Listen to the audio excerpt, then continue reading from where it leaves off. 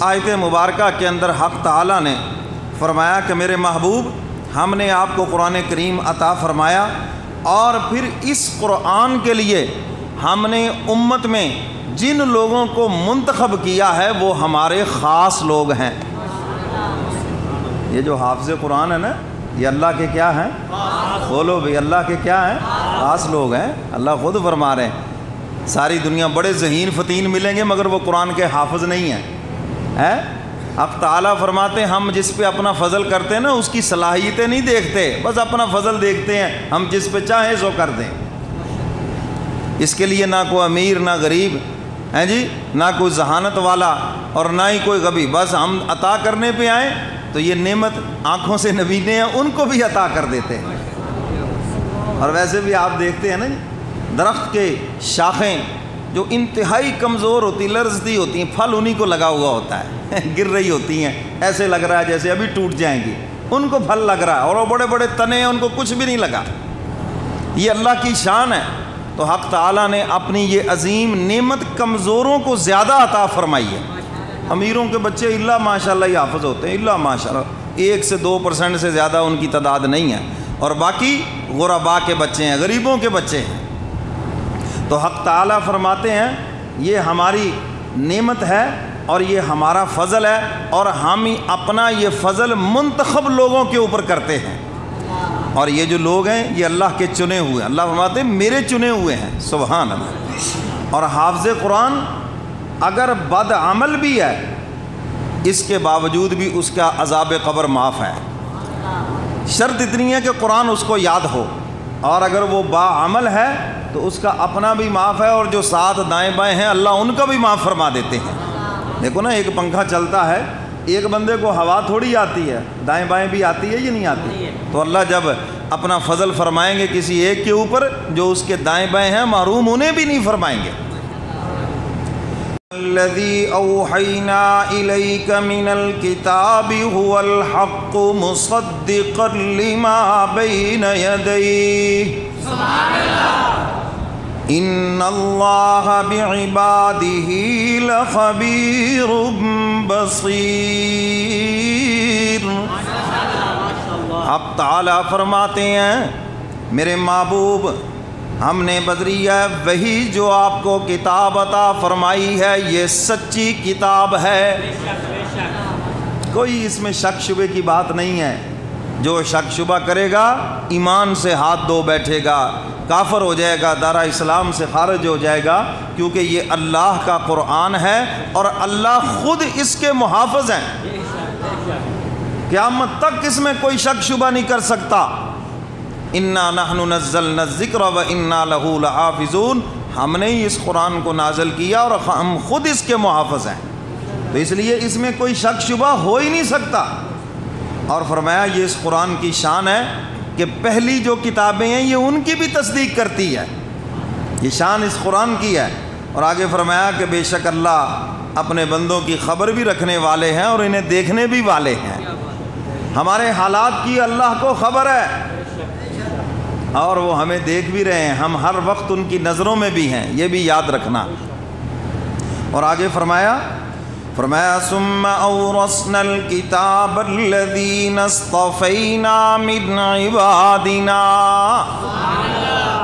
حق تعالیٰ فرماتے ہیں ہم نے قرآن تمہیں بطور میراث کے عطا فرمایا ہے، اور ہم نے ان لوگوں کو عطا فرمایا جن کو ہم نے بندوں میں سے چن لیا ہے، یہ ہمارے چنے ہوئے بندے ہیں، یہ ہمارے منتخب بندے ہیں جن کے اوپر ہم نے اپنا فضل کیا اور ان کے دلوں میں 2 جہاں کا خزانہ سما دیا ہے، فضل کیا ہے۔ تم تو اتنی باتیں بھول جاتے ہو، ایک بات نہیں یاد رکھ سکتے، کہتے جی یاد رکھنا جی میں نے یوں کرنا، وہ بھی بھول جاتے ہو۔ تو یہ 30 سپارے جو سینے میں محفوظ ہیں اللہ فرماتے ہیں یہ ہمارا فضل و کرم ہے، یہ ہمارا فضل و کرم ہے۔ اور جن کو قرآن یاد ہے قیامت کے دن کہا جائے گا آج قرآن پڑھتے جاؤ اور جنت کی سیڑھیاں چڑھتے جاؤ، اور یہ بھی حکم ہوگا جیسے دنیا میں پڑھتے تھے، اور جو بہت تیز پڑھتے تھے نا وہ جلدی ان کے منازل کم ہو جائیں گے، اس لیے حافظو قرآن کو ٹھہر ٹھہر سے پڑھو، ورتل القرآن ترتیلا، ٹھہر ٹھہر کے پڑھو اس کو، تراویح میں بھی ٹھہر ٹھہر کے پڑھو، اور نماز میں بھی اور عام روٹین میں بھی جب تلاوت کرو تو ٹھہر ٹھہر کے پڑھو۔ یہ اللہ کا کلام ہے، اس کو محبت سے پڑھو، پیچھے سے اتارنے کے لیے دگڑ دگڑ دگڑ دگڑ وہ نہ کرو، بلکہ بڑے آرام سے بڑے احترام سے پڑھو۔ اور اللہ کے محبوب نے ہمیں حکم دیا ہے بلحون العرب، قرآن کو عرب کے لہجوں کے اندر پڑھو، اجمی لہجوں میں نہ پڑھو۔ وہ کیا کہتے ہیں جیسے پنجابی میں ہے اپنے ہی، وہ ایسے لہجوں میں نہ پڑھو، عرب کے لہجوں کے اندر پڑھو قرآن۔ جتنے بھی عرب کے لہجے، مصری لہجہ ہے، حجازی لہجہ ہے، تو ان لہجوں کے اندر قرآن کو پڑھو۔ اور میرے محترم سامعین، قرآن اپنے پڑھنے والے کی بھی سفارش کرے گا۔ تو فرمایا کہ حافظ قرآن، اس کی تو کیا شان ہے، یہ قرآن پڑھتا جائے گا اور جنت کی سیڑھیاں چڑھتا جائے گا، اور جہاں آئے گا نا والناس، قرآن کا آخری لفظ، اس وقت حافظ قرآن جنت الفردوس میں پہنچ چکا ہوگا، اور اس سے کہا جائے گا تیرے خاندان کے 10 افراد جن پہ جہنم واجب ہو گئی، ان کی سفارش کیجیے، ان کے پاس سوائے کلمے کے اور کچھ نہیں، اگر اور اعمال ہوئے تو پھر حافظ قرآن کی سفارش کا کیا فائدہ ہے جی؟ پھر تو وہ کہے گا جی میں تو اپنی نیکیوں سے چلا گیا۔ فرمایا کہ کلمہ ہے، ایمان کی دولت ہے اور کچھ نہیں، تو حافظ قرآن سے کہا جائے گا ان کی سفارش کرو، ان کے حق میں ہم تمہاری سفارش قبول کرتے ہیں اور انہیں بھی جنت میں داخل کرتے ہیں۔ اس وقت پتہ چلے گا حافظ قرآن کی شان کیا ہے۔ آج تو آپ کسی کو بتائیں جی بچہ حافظ قرآن بن گیا جی، او جی اچھا جی حافظ قرآن ہی بنے ہیں جی اس کو ڈاکٹر بناتے جی، انجینئر۔ بھائی ٹھیک ہے، ہم کب منع کرتے ہیں؟ حافظ قرآن ہو کر کوئی ڈاکٹر نہیں ہو سکتا، کوئی انجینئر نہیں ہو سکتا حافظ قرآن بننے کے بعد۔ تو پہلے ان کو حافظ قرآن بناؤ، چلو حافظ نہیں بن سکتے، کم از کم ناظرہ ہی پڑھا دو۔ مرنے کے بعد کبھی ابا کی یاد آئے اور پھر یہ باپ کو قرآن پڑھ کر بخشے، اس کی روح کو اصالِ ثواب کرے، اور اگر اس کو قرآن آتا ہی نہیں ہوگا تو یہ پڑھ کے بخشے گا کیا؟ اور پھر کبھی اگر ابا کی یاد بھی آئے گی تو کہے گا چلو جی قرآن اکٹھے کرو جی، سپارے اکٹھے کرو۔ اور میں یہ سمجھانے کے لیے تھوڑی سی تلخ باتیں کرتا ہوں تاکہ بات سمجھ آ جائے۔ باپ تمہارا ہے، جائیداد تمہیں بنا کے دے گیا ہے، اس نے ڈاکٹر تمہیں بنایا، لاکھوں تمہارے اوپر لگائے، یہ مولویوں کے پیٹ میں درد ہوگی وہ قرآن پڑھ پڑھ کے تمہارے ابے کو بخشتے جائیں؟ کیوں جی؟ بولو تو صحیح بھائی۔ میں نے تو ایک دن ایک مولوی صاحب سے کہا ہے یہ جو تم نے 100 قرآن اکٹھے دے دیے، کبھی 100 قرآن اپنی والدہ کو بھی بخشے ہیں جو آپ کی حقیقی ماں ہے؟ کہنے لگا جی پڑھے کہاں ہیں، بس آ گئے، ٹھیک ہے گن دیے، اللہ اللہ خیر صلی اللہ، چندہ دیتے ہیں۔ ہم نے کہا چندہ نہ بند ہو جائے۔ میرے محترم سامعین، اصل وہی ہے جو خود پڑھ کر بخشنا، باقی جمع تفریق ہے، اتنا مرضی بڑا پرچہ لکھ لو، اس سے بھی بڑا لکھ لو، جو مرضی کر لو، وہ سب جمع تفریق ہے۔ اصل وہی ہے جو خود پڑھ کے بخشے۔ تو اپنی اولاد کو کم از کم ناظر قرآن پڑھنا ضرور سکھا دو، تاکہ پڑھ کر وہ خود والدین کی روح کو اصالِ ثواب کرے اور ان کی بخشش کا ذریعہ بنے۔ اور اگر حافظ بنا دیں کیا ہی بات ہے۔ اور جو بچے حافظ بنے ان کے والدین پر لازم ہے کہ وہ اپنے بچوں کا قرآن یاد بھی رکھوائیں۔ ہمارا تو کام تھا بس ان کو حفظ کرا دینا۔ کوئی بھی مدرسہ ہے، مدرسے والوں کا کام ہے بچے کو حفظ کرا دینا، اب ان کو یاد رکھوانا یہ تو والدین کا کام ہے۔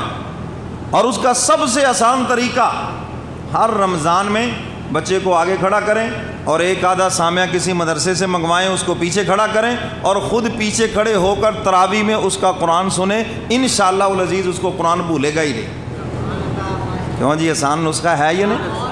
اور جو حافظ قرآن ہے روزانہ صرف 2 سپارے پڑھ لیں، دیکھ کر بھی پڑھ لیں، انشاءاللہ العزیز ان کو قرآن نہیں بھولے گا۔ تو میرے محترم سامعین، حافظ قرآن کے جو والدین آئیں گے اللہ ان کا بھی اعزاز فرمائیں گے، ان کے سروں پر ایسے نورانی تاج سجائیں گے جس کی روشنی آسمان کے سورج سے بھی زیادہ ہوگی۔ لوگ سمجھیں گے شاید یہ انبیاء علیہ الصلاۃ والسلام ہیں، اولیاء کرام ہیں، کوئی بزرگ، کوئی برگزیدہ شخصیات ہیں، تو پوچھنے کے بعد پتہ چلے گا یہ حافظ قرآن کے والدین ہیں۔ تو اس لیے اپنے بچوں کو قرآن کا حافظ بناؤ۔ اگر بچے بڑے ہو گئے ہیں تو جو بچوں کے بچے ہیں، دوتے پوتے، ان کی نیت کر لو کہ میں انشاءاللہ العزیز کوشش کر کے کسی ایک کو حافظ قرآن بناؤں گا تاکہ قیامت کے دن میرے سر کے اوپر بھی تاج آ جائے اور میری بھی بخشش کا ذریعہ ہو جائے۔ ہمارے حضرت سے کسی نے پوچھا، حضرت اگر دوتے پوتے بھی بڑے ہو گئے ہوں، میری بات نہ چلتی ہو تو پھر؟ فرمایا پھر ایک اور بھی نسخہ ہے کہ مدرسے میں کسی ایک بچے کا خرچہ اپنے ذمے لے لو، کہ شروع سے لے کر آخر تک جتنا اس کا خرچہ بنتا ہے، ایک بچے کا، ایک طالب علم کا خرچہ میں اپنے ذمے لیتا ہوں، اور یہ حافظ قرآن میرے خرچے پہ بن جائے۔ اللہ کی رحمت سے امید ہے کہ اللہ تمہیں بھی مایوس نہیں کریں گے۔ تقریباً ماہانہ 5-6 ہزار روپے ایک بچے کا خرچہ بنتا ہے، اس کے کھانے پینے کا، بجلی کا بل وغیرہ۔ الحمدللہ حضور علیہ الصلاۃ والسلام کے پاس صحابہ پڑھنے کے لیے آتے تھے، حضور ان کے اوپر خرچ کرتے تھے۔ دینی مدارس نے حضور کی سنت کو زندہ رکھا، اور آج بھی جو پڑھنے آتے ہیں ان کو کھانا بھی کھلاتے ہیں، خرچہ بھی دیتے ہیں، میڈیکل کا بھی، ہر چیز کا ان کے اوپر خرچ کرتے ہیں، کیونکہ یہ حضور کی سنت ہے۔ کیونکہ تعلیم بیچی نہیں جاتی، یہ تو دی جاتی ہے۔ یہ تو انگریز منحوس جب اس یہاں بر صغیر میں آیا تو اس نے آ کے اس تعلیم کو بزنس بنا دیا، اور اب یہ ٹاپ کا بزنس ہے، جس کو دیکھو وہ بیچ رہا ہے۔ علم بیچا نہیں جاتا، علم دیا جاتا ہے، اور یہی میرے کملی والے پیغمبر کی سنت ہے۔ سمجھ آئیے بات کہ نہیں؟ فرمایا ثم اورثنا الکتاب الذین اصطفینا من عبادنا، سب کہہ دو ماشاءاللہ۔